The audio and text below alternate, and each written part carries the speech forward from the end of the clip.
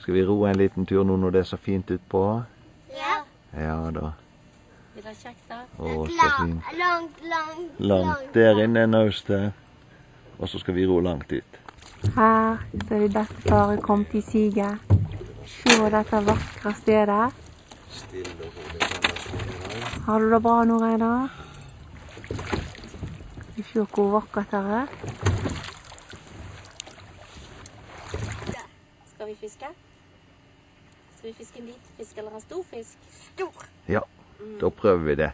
Se hvor fint det var på sjøen i dag når det var stille. Nesten på bunnen nå.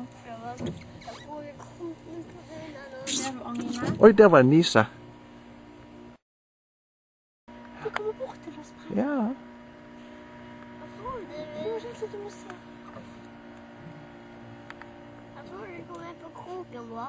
Nei, kroken er nede på bunnen. Å, hvor flott det var i dag. Da var de virkelig nærmt. Se om han kommer igjen.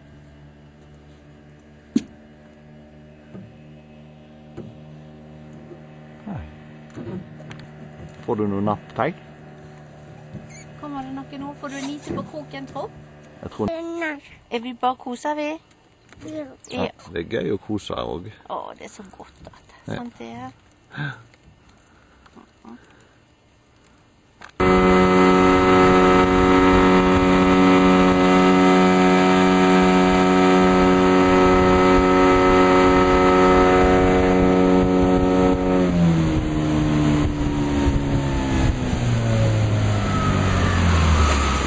Vil du ikke gi meg gass nå da?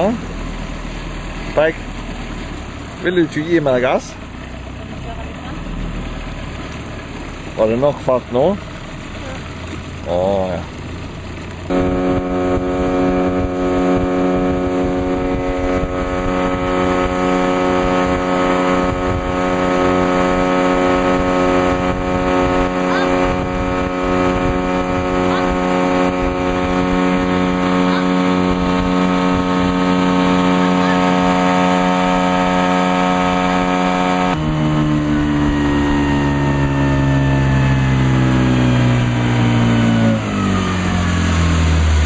Nå var du flink.